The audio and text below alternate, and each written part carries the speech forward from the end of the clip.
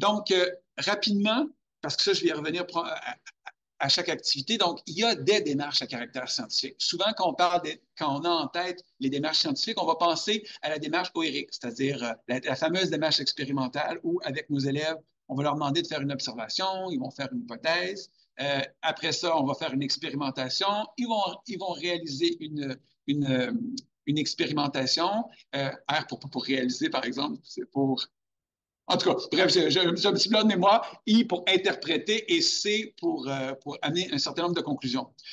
Bon, cette démarche-là est vraiment stéréotypée. Est-ce qu'un chercheur, qu'on parle un généticien, qu'on pense à un botaniste, qu'on pense à un ingénieur, ils vont utiliser ce type de démarche-là? Probablement peu. Et ça serait intéressant de voir la quantité énorme. Alors là, j'en ai fait une liste non exhaustive ici, mais ce que je vous propose, c'est qu'on va regarder quelques-uns. J'ai regroupé comme 4 affiches que moi, je présente à mes élèves. Puis à la fin du Canva, là, la présentation Canva, vous avez le lien où je suis allé chercher tout ça. Donc, c'est vraiment des affiches. Peut-être que vous en avez en classe. Moi, je trouve que c'est... Et ça parle aux élèves. Tu sais, par exemple, donc, celle-là, cette affiche-là, donc... Je, je, la mets en grand sur mon tableau blanc interactif ou même je l'ai plastifié ici. Donc, on voit une petite fille qui est en train de jouer à la marelle, tout ça, et elle observe que son ombre à la récréation du matin et peut-être sur l'heure du lunch n'est pas la même longueur. Donc, ça la questionne un peu comme ça et elle se dit, donc comme on peut voir, donc là, il y a comme ce premier moment phare-là. Le deuxième moment phare, c'est que là, elle va arriver avec une première hypothèse. Elle va imaginer une explication provisoire à ça. Donc, c'est-à-dire, bon, avec une source lumineuse, si j'imagine, vont faire des ombres comme ça devant, est-ce que je pourrais pas m'expliquer pourquoi est-ce que mon ombre n'a pas la même grandeur? Par la suite, je planifie, je vais chercher du matériel, je vais mettre une certaine démarche d'investigation en place. Donc, en bougeant ma source, comme ça, je vais arriver à mesurer mon nombre, donc avoir un nombre de différentes longueurs. Voilà, bien sûr, là, vous voyez probablement venir. Là. On ne laisse pas ça comme ça, bien sûr, parce que ça donnerait l'impression que parce que le Soleil se déplace autour de la Terre, notre ombre n'a pas la même longueur. Bon, c'est pour ça que notre travail à nous sera toujours nécessaire. Euh, C'est-à-dire, c'est notre rôle à nous de reprendre ça et lorsque vient le temps d'analyser et d'interpréter les résultats, finalement, de dire, bon, d'utiliser un modèle pour que les élèves comprennent finalement que ce n'est pas la Terre, même si de leur point de vue, parce que ça, c'est une activité pour les tout petits de 6 ans, là, même si de leur point de vue à eux, le Soleil fait tourne autour de nous tout le temps, en réalité, puis pour plusieurs, ils le savent déjà, là, que c'est pas la... Donc, la démarche d'investigation scientifique, c'est une démarche, puis tout à l'heure, je présente une activité de type d'investigation scientifique, on va l'occasion d'y revenir. Démarche de conception et technologie. Donc ça, plutôt que de partir d'une question, on va partir d'un défi, d'un problème qu'on veut régler, d'une commande, par exemple, qu'un ingénieur pourrait avoir avec un cahier de charge.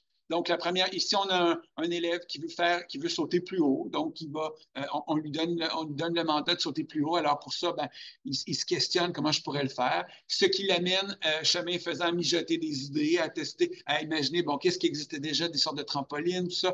Donc, encore une fois, il va planifier sa démarche. Il va avoir un certain nombre il va avoir du matériel et ça va l'amener à tester un premier prototype qui pourra par la suite, on va pouvoir améliorer. Et je ne l'ai pas dit à l'image précédente, mais vous voyez les petits pas qui vont et qui viennent. Donc, ça, c'est intéressant, c'est que très loin de la démarche aurique qui est linéaire, les démarches des scientifiques, c'est jamais linéaire. D'abord, les scientifiques, ça passe son temps à revenir en arrière. Des fois, ils doivent reformuler leur hypothèse. Des fois, on ne part même pas avec une hypothèse.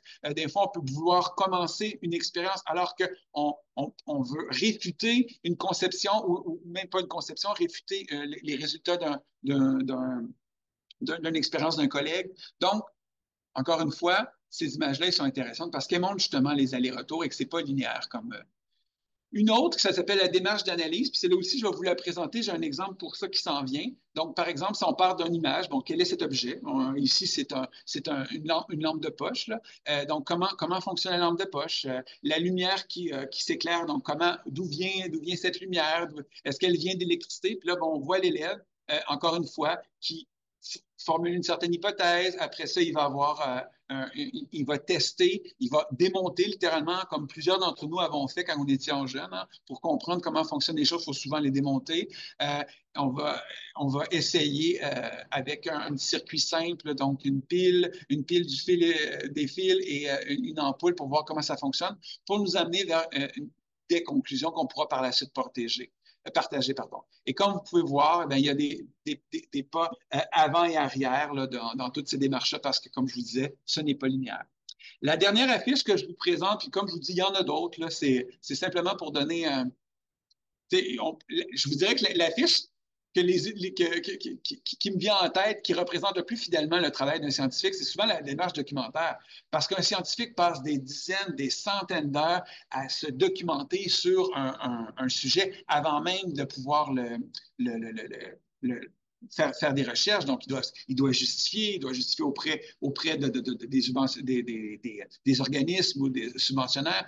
Donc, c'est important pour les élèves de voir que ça ne fonctionne pas toujours comme on peut se l'imaginer avec une démarche linéaire. Donc, je termine avec celle-là, démarche de vulgarisation scientifique, parce que celle-là, tous les scientifiques qui sont contraints à la fin de leur travail, puis on aime bien que nos élèves puissent être à même de partager le sujet d'une découverte. Donc, comme on peut s'imaginer, on ne peut pas tout découvrir, on peut pas tout, nos élèves ne peuvent pas tout découvrir à partir d'expériences ou de démarches d'investigation ou de démarches de conception. Donc, parfois, donc, on voit la petite fille ici, comment l'araignée fabrique-t-elle la toile qu'elle voit dans la nature. Bien, par la suite, elle va imaginer peut-être que, je sais pas, peut-être qu'elle a une espèce de la laine dans son bobine de laine, puis que c'est comme ça qu'elle se tricote. Donc, on voit une conception naïve, comme nos élèves partent bien souvent. Par la suite, ça l'amène à chercher un certain nombre d'informations, à organiser ces informations-là pour par la suite les communiquer et planifier une présentation. Donc, là, j'ai été très, très, très théorique. Permettez-moi